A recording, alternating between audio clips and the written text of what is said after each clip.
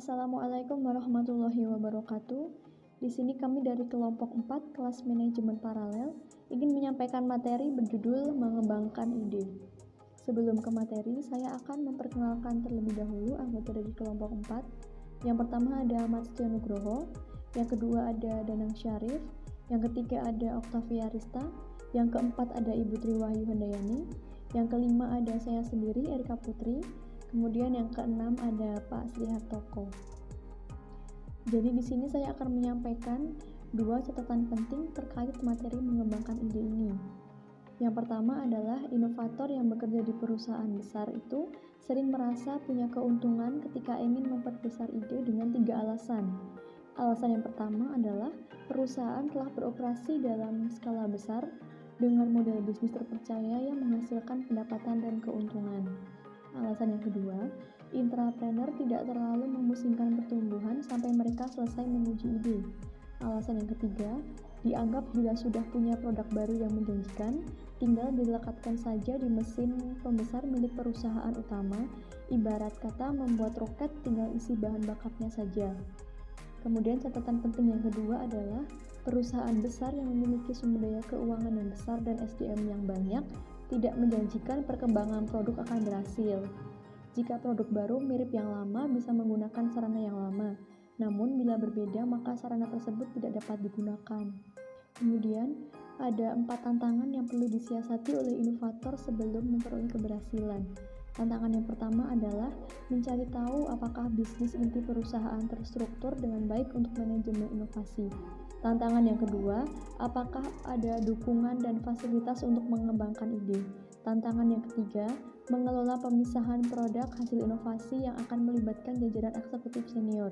Kemudian tantangan yang terakhir adalah berbicara dengan bahasa yang sama tentang produk, model bisnis, dan tahap-tahap inovasi.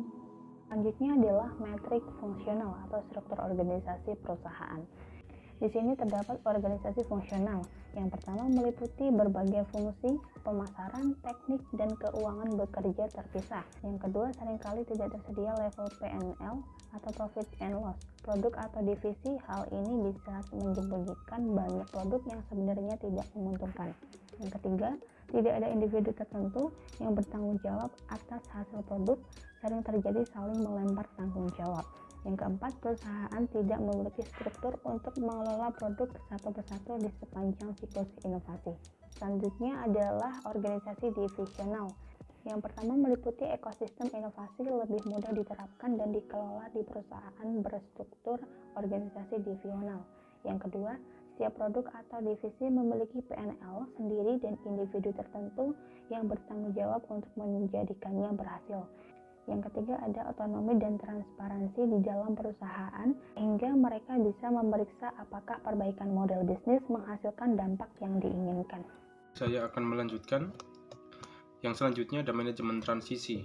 Ekosistem inovasi perlu dibuat dalam suatu perusahaan sekalipun bekerja di lab inovasi terpisah dari bisnis utama. Pekerjaan di lab inovasi bila sejalan dengan target strategis, perusahaan akan meningkatkan peluang persetujuan manajemen untuk membawa produk dari lab ke organisasi utama. Dibutuhkan keterlibatan pihak-pihak yang penting dalam proyek inovasi yang bisa membantu tim inovasi untuk segera mengetahui apakah di perusahaan ada bagian atau manajer yang bersedia membantu memperbesar produknya.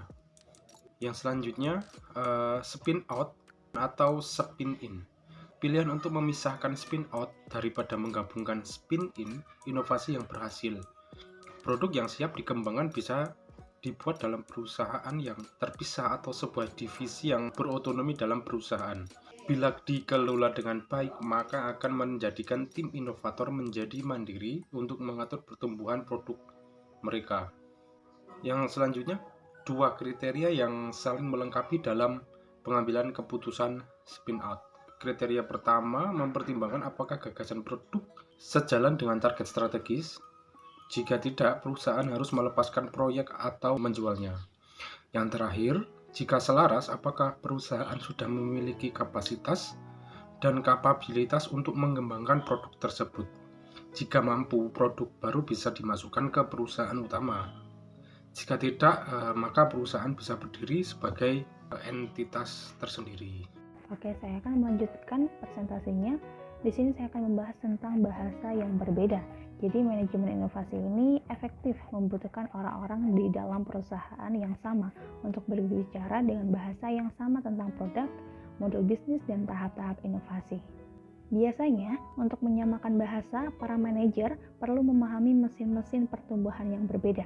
Tujuan menguji ide ini adalah untuk pasar dapat berkesempatan memberitahu jalur dan mesin pertumbuhan mana yang tepat untuk digunakan.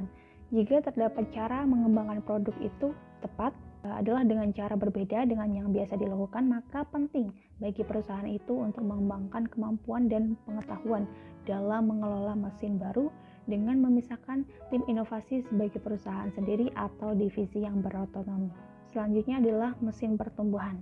Mesin pertumbuhan terdapat 3 jenis. Yang pertama ada mesin sticky, yang di dalamnya terdapat yang pertama pelanggan terus-menerus menggunakan atau membeli produk kita, yang kedua mempertahankan loyalitas pelanggan, dan yang ketiga produk berhasil dikembangkan jika nilai mendapatkan dan mempertahankan pelanggan itu lebih dari nilai pelanggan yang meninggalkan produk.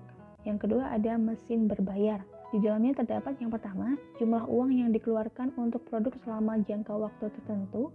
Yang kedua, biaya pendapatan pelanggan harus kurang dari nilai finansial yang diberikan pelanggan selama menggunakan produk. Dan yang ketiga, unsur menghitung nilai customer lifetime, yaitu nilai pembelian, frekuensi pembelian, nilai pelanggan tentang hidup pelanggan. Yang ketiga ada mesin viral, yang di dalamnya terdapat yang pertama, seberapa besar keinginan pelanggan untuk memasarkan produk kita baik dengan word of mouth atau WOM atau secara tidak sengaja. Yang kedua, metrik koefisien viral. Di dalamnya terdapat rata jangkauan dan nilai konversi. Yang ketiga, ada kecepatan pertumbuhan produk tergantung panjang lingkaran viralnya, yaitu waktu yang dibutuhkan bagi pelanggan untuk menjangkau pelanggan baru dan mendapatkan konversi. Selanjutnya adalah traksi yang berkelanjutan. Mesin pertumbuhan ini adalah alat yang berguna untuk mengetahui bagaimana produk bisa dikembangkan. Memiliki satu mesin utama akan memudahkan tim untuk fokus pada ukuran-ukuran yang penting saja. Maka perlu dipahami bahwa semua metrik tidak diciptakan dengan setara. Pengukuran utama untuk melihat apakah mesin pertumbuhan sudah benar-benar teroptimalisasi adalah dengan mencapai nilai impas atau BEP atau bahkan keuntungan. Nilai yang diciptakan lebih dari nilai yang didapatkan lebih dari sama dengan biaya distribusi. Untuk selanjutnya akan dijelaskan oleh Mas Danang. Silahkan Mas. Terima kasih, saya Dana Sarif melanjutkan presentasi sebelumnya. Di sini saya akan menjelaskan optimalisasi yang prematur. Optimalisasi yang prematur menjadi masalah karena satu, selama tahap awal inovasi, tim cenderung lebih banyak bekerja dengan para pengguna awal. Yang kedua, pelanggan kebanyakan memiliki tuntutan yang lebih besar dalam hal kualitas produk dan layanan terpercaya. Yang ketiga, tujuan bukan lagi memperbesar produk yang secepat mungkin, tapi juga mencapai skala besar dan versi produk yang lebih baik seiring prosesnya. 3. Subtahap memperbesar ide. 1. Penyesuaian mesin untuk memastikan bahwa model bisnis tetap berjalan baik. Yang kedua, mempercepat pertumbuhan perusahaan, melimpahkan sarana dan energi untuk mendapatkan bagian pasar sebesar mungkin. Yang ketiga, eksploitasi untuk menghasilkan nilai sebanyak mungkin dari produk yang ada. Hipotesis pertumbuhan. Menetapkan tolak ukur yang spesifik dalam model bisnis sebelum tim melaksanakan taktik pertumbuhan. Langkah pertama, menetapkan nilai unit yang tepat. Berapa jumlah penjualan, jumlah pelanggan, nilai retensi, atau koefisien viral yang membantu tim untuk mencapai target. Langkah kedua, mengukur berapa jauh posisi mereka saat ini ke target yang ditetapkan. Langkah yang ketiga, menetapkan hipotesis pertumbuhan tahunan. Langkah keempat, hipotesis tahunan dipecah menjadi target kuartalan atau bulanan agar tim mudah mengawasi progres dan segera mengetahui apakah sudah berada di jalur yang tepat atau tidak dalam mencapai target. Yang selanjutnya, mengukur dan memantau progres dengan corong pertumbuhan. Di sini ada 5 cara untuk mengukur atau memantau progres dengan corong. Yang pertama, akuisisi. Tim inovasi menarik perhatian terhadap produknya melalui jalur akuisisi pelanggan. Yang kedua, aktivasi. Mencari cara agar pelanggan dapat merasakan pengalaman pertama dengan produk. Yang ketiga, retensi. Pelanggan setia pada produk dan terjadi pembelian yang berulang. Yang keempat, referensi. Pelanggan memberitahu pada orang lain atau pelanggan yang lain tentang produk kita. Yang kelima, atau revenue. Tahapan di atas bila berhasil maka akan mendapatkan pendapatan dan laba yang berkelanjutan. Setelah memiliki target dan tolak ukur, tim kini bisa mulai melakukan optimalisasi dan mempercepat mesin pertumbuhan, yaitu menggunakan strategi pertumbuhan. Di sini kita melakukan langkah-langkah sebagai berikut, yaitu mendapatkan pelanggan, mengaktifasi pelanggan, dan mempertahankan pelanggan.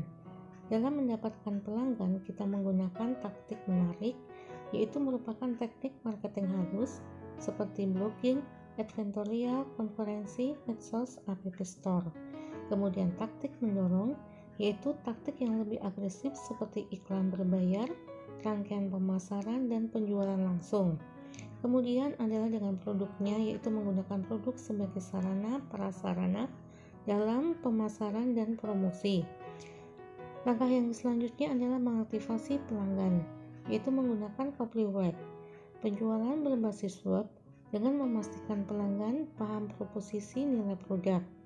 Yang selanjutnya ada instruksi, yaitu memberikan instruksi yang nyata pada pelanggan bagaimana mereka bisa mendapatkan produk.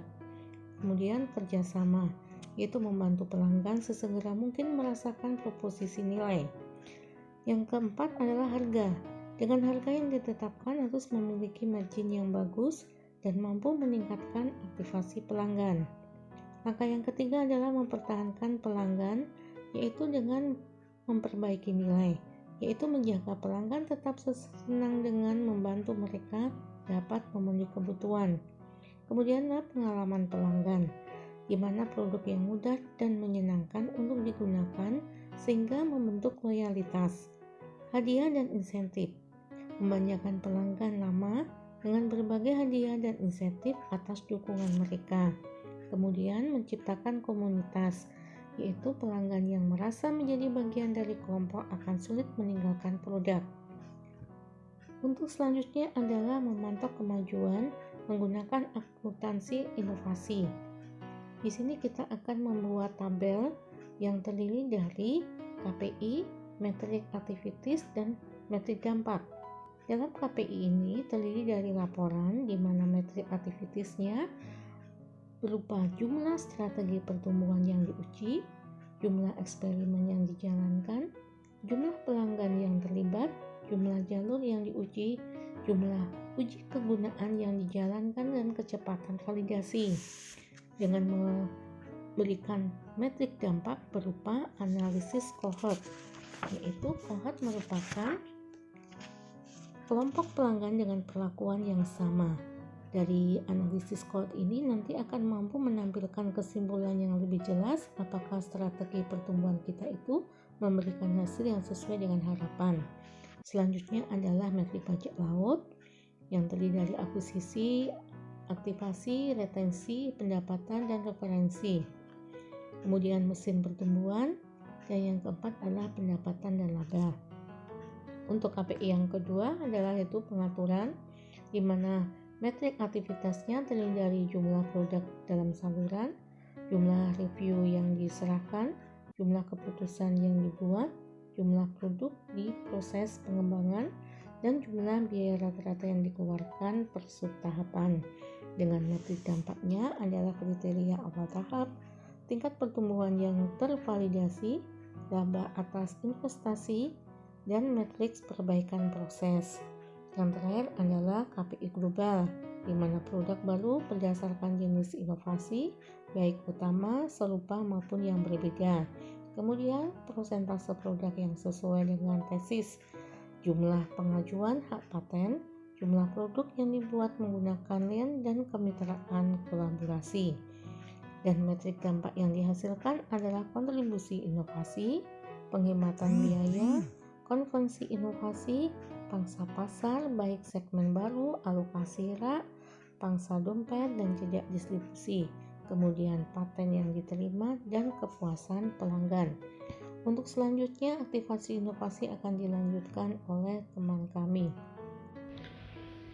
Terima kasih Bu Yayu. Saya akan melanjutkan presentasi mengenai aktivitas inovasi. Di sini bisa kita lihat gambar yang merupakan radar pemegang kepentingan. Ada low, medium, dan high.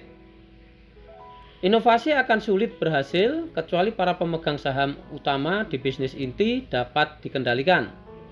Oleh karena itu, dikembangkan konsep radar pemegang kepentingan untuk menelisik, memahami, dan memetakan lingkungan internal perusahaan. Ini langkah-langkah untuk radar pemegang kepentingan, ada 6 langkah.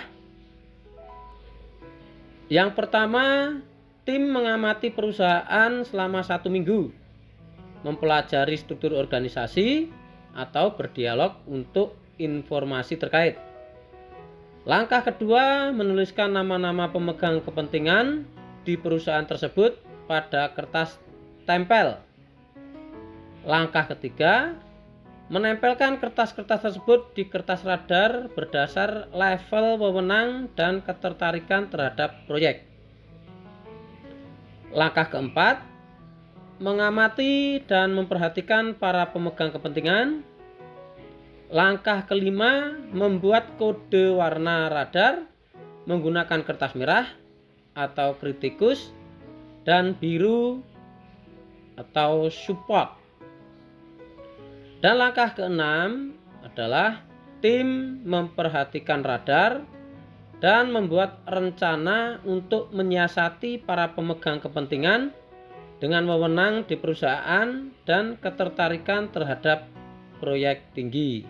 Demikian presentasi dari kelompok kami. Lebih dan kurangnya mohon maaf. Terima kasih. Saya akhiri. Billahi taufiq wal hidayah. Wassalamualaikum warahmatullahi wabarakatuh.